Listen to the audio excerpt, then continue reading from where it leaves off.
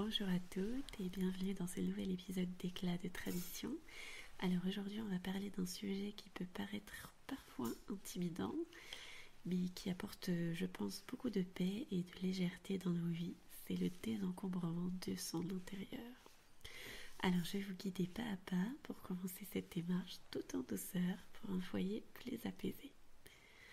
Alors je voudrais qu'on commence avant de se lancer en prenant une petite réflexion, un petit moment pour réfléchir à pourquoi est-ce qu'on veut désencombrer. Souvent on accumule des objets avec le temps sans vraiment y prêter attention. On garde des choses parce qu'elles ont une valeur sentimentale ou simplement parce qu'on ne sait pas quoi en faire. Mais petit à petit, ces objets ils vont prendre de la place dans notre espace, ils vont prendre de la place dans notre esprit. Et un espace encombré, ça peut créer de la fatigue mentale. Donc désencombrer, c'est en fait une manière de retrouver de la clarté, de l'harmonie et aussi de l'espace pour pouvoir respirer. Alors d'ailleurs, je voudrais vous demander, est-ce que vous vous êtes déjà posé cette question ? Qu'est-ce que vous aimeriez ressentir quand vous rentrez chez vous ? Et le désencombrement, en fait, c'est une étape qui va nous rapprocher de ce sentiment de paix et de légèreté que, j'imagine, vous voulez retrouver en rentrant chez vous, au moins un petit peu.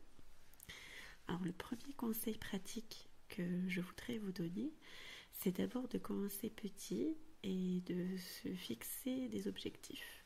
Parce qu'on ne se lance pas dans un grand tri du jour au lendemain et surtout, on ne va pas vider toute la maison d'un coup. Donc, la clé ici, c'est de commencer petit. Donc la première étape, ce serait de définir une petite zone. On choisit une zone qui est facile à désencombrer, comme un tiroir, un coin de votre placard ou votre table de chevet. Alors, pourquoi ça ? C'est parce que voir des résultats rapidement, même sur un tout petit espace, ça va vous donner envie de continuer. Alors que si vous voyez que ça n'avance pas, que c'est interminable parce que vous voulez faire la maison absolument tout d'un coup, eh bien ça ne va pas marcher. Alors la deuxième étape que je voudrais vous proposer, c'est celle de la fixation de l'objectif. C'est quoi votre objectif ? Est-ce que peut-être vous désirez avoir un intérieur plus ordonné, libérer de l'espace dans une pièce bien spécifique ? Notez cet objectif en quelques mots, pas besoin d'écrire un roman. Gardez-le en tête et ça sera votre motivation en fait. Quitte à vous l'écrire sur un tableau, sur une ardoise, sur un petit post-it que vous gardez bien devant vos yeux, l'idée c'est de l'avoir toujours en tête, toujours sous les yeux. Et vous verrez que commencer par une toute petite victoire, ça va rendre tout le processus bien plus agréable et ça va surtout vous donner confiance pour la suite. Tandis que si vous démarrez avec quelque chose qui va être immensément long, qui va être interminable, vous allez tout de suite être découragé, vous allez tout de suite avoir du mal à arriver au bout des choses et c'est ça qui va faire que finalement vous n'allez pas y arriver parce que vous allez vous décourager devant l'ampleur de la tâche.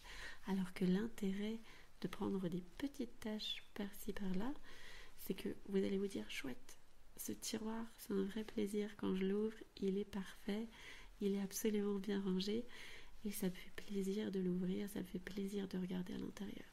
Tandis que si jamais vous partez dans l'objectif de ranger, je sais pas, par exemple tout le placard d'un coup, vous allez facilement être découragé parce que c'est peut-être une tâche un peu plus grande. Et je ne vous parle pas de si vous allez essayer de ranger une pièce entière d'un seul coup ou toute la maison ou même juste un étage. Ne prenez pas trop d'ambition dans votre rangement parce que l'idée c'est que ça dure, l'idée c'est que ça vous encourage, c'est de donner des petites pierres à l'édifice du rangement pour que votre maison dans sa totalité finisse un jour ou l'autre, ne vous inquiétez pas, par être plus agréable à vivre et sans que vous preniez trop la tête sur ce sujet. Voilà. Alors, une autre idée, c'est celle d'instaurer un petit rituel pratique. Donc c'est une idée qui est très très très connue. Je pense que je prêche déjà des convaincus, je pense que vous connaissez déjà cette méthode. C'est la méthode des 3 piles. Donc pour celles qui ne connaissent pas, pour vous proposer, pour vous aider à faire le tri, je vais vous proposer une méthode. Donc c'est une méthode que moi j'ai déjà effectivement testée à plusieurs reprises. C'est la méthode des 3 piles. Donc cette technique, elle permet de visualiser ce qu'on veut vraiment garder, ce qui peut être donné et ce qui doit être jeté. Et attention au verbe, parce que c'est ce que l'on veut, donc vouloir, ce qui peut être donné, donc ce que l'on peut, et ce qui doit être jeté. Donc là, c'est le devoir. Vous devez jeter certaines choses. N'essayez pas de tout garder. Vous allez vous transformer comme certaines personnes que l'on voit, dont j'imagine vous ne faites pas partie, mais dont les maisons sont complètement abracadabrantes avec des pièces encombrées de déchets, de désordre, etc. J'ose espérer et j'imagine que vous n'êtes pas dans ce cas. Alors, entrons dans le vif du sujet, la première pile, c'est la pile garder. Donc cette pile, elle va être destinée à ce que vous utilisez régulièrement, ce qui a une vraie valeur pour vous. L'idée, c'est de ne garder que ce qui est utile ou ce qui vous apporte de la joie. Alors, je sais qu'il y a des adeptes de Marie Kondo par ici, et il n'y a pas de souci avec ça. Simplement, garder quelque chose qui nous apporte de la joie, ça d'accord, je suis tout à fait pour, mais parfois, il faut garder des choses qui ne font pas que d'apporter de la joie.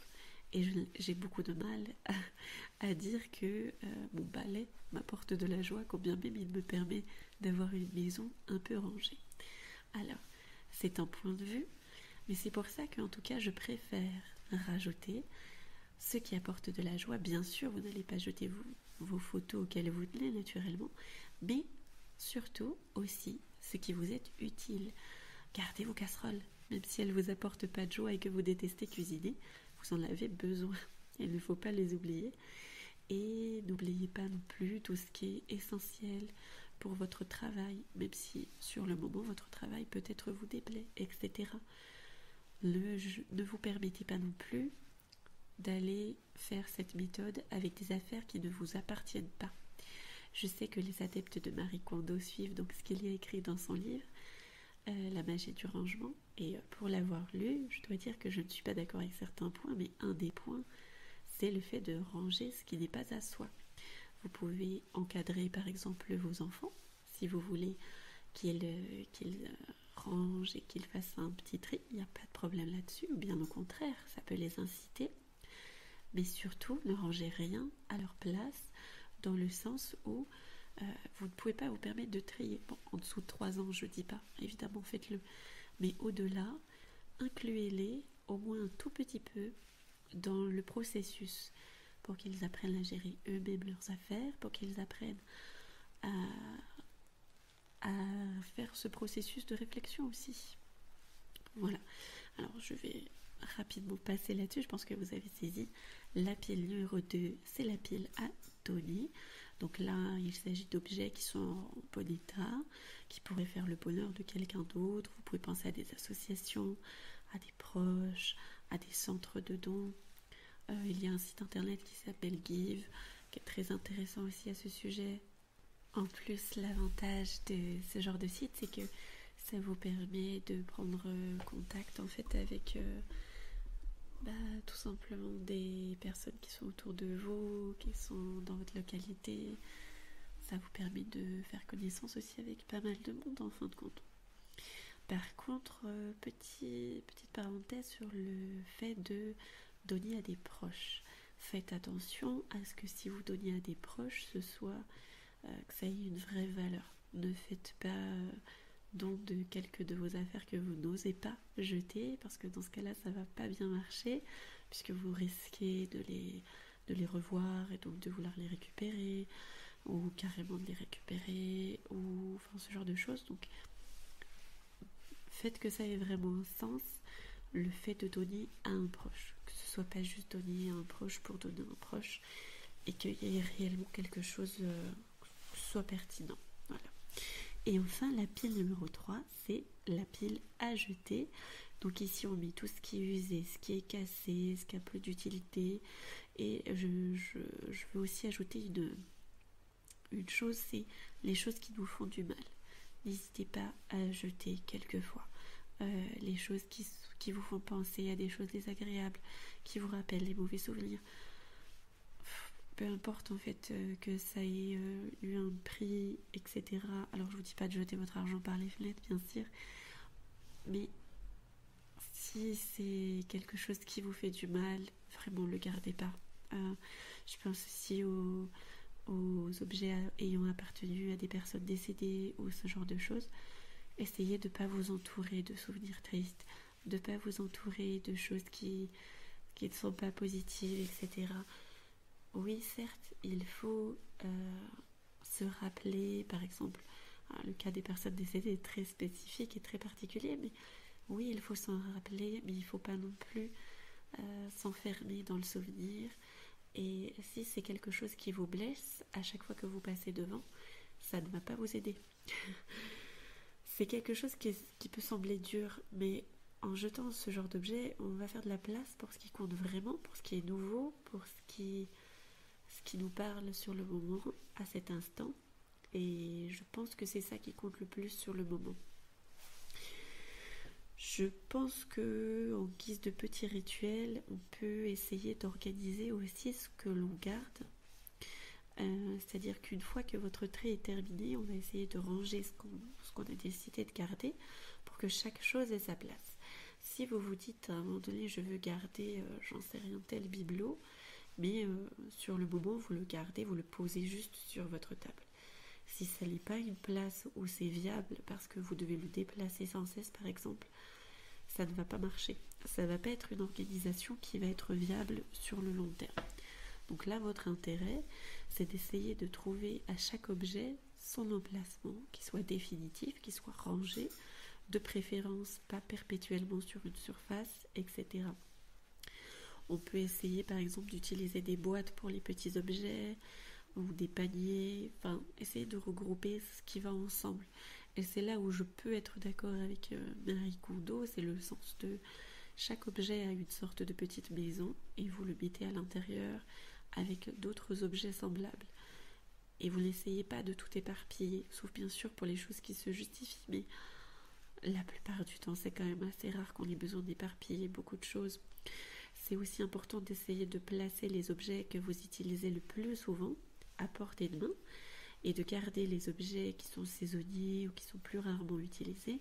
Donc c'est là que vous pouvez utiliser la hauteur ou les endroits un peu moins accessibles, le fond des placards éventuellement. Par exemple tout ce qui est vaisselle de Noël, là ça se justifie. Le linge de maison que vous n'utilisez par exemple que pour les anniversaires ou les choses comme ça. Rangez ça dans des endroits spécifiques dédiés et que vous ne sortez pas tous les 4 matins. Veillez aussi à ce que vous n'ayez pas besoin de sortir plusieurs épaisseurs d'objets pour atteindre l'objet qui est au fond. Et je pense que donc tous ces petits rituels de rangement, ça va être essentiel pour que tout soit à sa place. Et c'est aussi ce qui va vous rendre le ménage plus simple et plus rapide. Là, c'est le moment où j'aimerais qu'on fasse une petite pause et qu'on essaye de se dire, qu'on prenne un moment pour imaginer ce que ce seraient les bénéfices du désencombrement en fait. Parce qu'avec un espace qui soit allégé, chaque journée va vous devenir beaucoup plus facile et beaucoup plus sereine. Le matin, ça va être plus simple pour vous de trouver ce dont vous avez besoin. Vous n'allez pas vous perdre dans le désordre. L'après-midi, la maison va vous sembler plus lumineuse, plus accueillante pour vous, votre famille, mais aussi pour vos éventuels invités, même une visite impromptue, etc. Et puis le soir, vous allez vous sentir plus sereine, avec un espace qui va vous apporter du repos et non du stress. Et c'est toutes ces petites améliorations, jour après jour, qui vont finir par transformer donc notre quotidien en quelque chose de plus agréable, de plus paisible, et qui, je pense, à long terme, va faire vraiment du bien sur notre bien-être. Et je pense que je vais vous laisser sur ce dernier petit conseil pratique, c'est le fait de maintenir votre intérieur allégé. C'est-à-dire que maintenant que vous avez désencombré une zone, par exemple, mettons un tiroir de votre coiffeuse, donc la clé, c'est de maintenir cet ordre.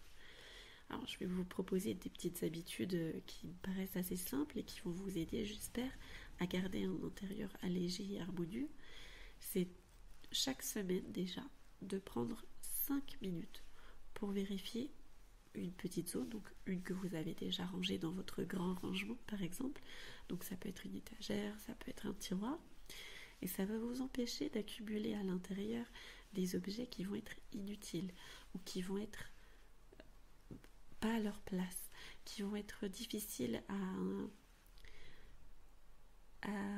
retrouver s'ils sont là, ou ce genre de choses. 5 minutes, vous faites le tour de votre chambre, de vos tiroirs, ou de votre salle de bain, etc. Vous enlevez ce qui n'a pas lieu d'être. Vous lissez, ça j'appelle ça lisser. Vous lissez de sorte à ce que tout ce qu'il y a soit beau, agréable, parce que quand c'est esthétique, on a forcément plus envie d'en prendre soin. Et puis, vous enlevez donc ce qui n'y va pas, vous rangez, tout doit être bien correct, éventuellement décorer si ça vous plaît, agencer à votre goût, mais surtout faites en sorte que ce soit bien trié, bien organisé d'abord, et ensuite vous pensez décoration. N'allez pas dans le désordre. Si vous pensez décoration avant de penser rangement et organisation, vous n'allez pas vous en sortir, vous allez vous encombrer encore plus. Ça sert à rien de coller des petits autocollants papillons sur un placard qui est dans un désordre incroyable. Vous allez vous faire du mal et personne ne fera attention aux papillons. Tout le monde va regarder vos vêtements mis en désordre. Et je parle de ça parce que j'ai déjà vu ce genre de choses. Pas chez moi, Dieu merci, mais chez d'autres personnes. Et il y a aussi une autre règle qui est intéressante, qui est également très connue, mais qui gagnerait à être appliquée aussi dans ce cadre-là, c'est la règle un objet entre. Alors un objet doit sortir. Pour chaque nouvel objet qui va rentrer dans votre maison, vous devez essayer de vous débarrasser d'un objet qui est similaire. Ça permet de garder un certain équilibre, et d'éviter ainsi toute surcharge. C'est des petits gestes de maintenance qui vont garantir l'ordre que vous avez créé et qui vont garantir aussi sa durabilité dans le temps. L'objectif, c'est pas d'avoir trié et désencombré sa maison pour rien. Voilà. Alors sachez que je pense qu'on fera très bientôt un épisode, non pas d'éclat de tradition, mais plutôt du cœur du foyer, sur le rangement, le désencombrement et l'organisation un peu plus. Peut-être que ce sera un cœur du foyer, peut-être que ce sera au coin du feu, on verra. Mais voilà, sachez qu'il y a un épisode comme ça, un peu plus long, un peu plus précis, un peu plus détaillé, qui arrive. N'hésitez pas à me faire part dans les commentaires de vos souhaits à ce sujet d'ailleurs. Voilà, donc je pense que nous avons exploré les grandes étapes du désencombrement ensemble. J'espère que ça va vous donner envie de commencer aujourd'hui, même si c'est une toute petite zone, même si c'est juste votre pot à crayon, et que vous allez prendre quelques minutes pour appliquer les conseils tout de suite aujourd'hui. Et dans ce cas-là, vous pourrez voir à quel point c'est ce premier pas qui peut déjà changer l'atmosphère entière de votre intérieur. Je vous remercie d'avoir été à l'écoute. Je vous souhaite un très bel après-midi dans votre petit chez vous, avec peut-être un peu plus de légèreté, un peu plus de paix. Voilà, plein de bonheur.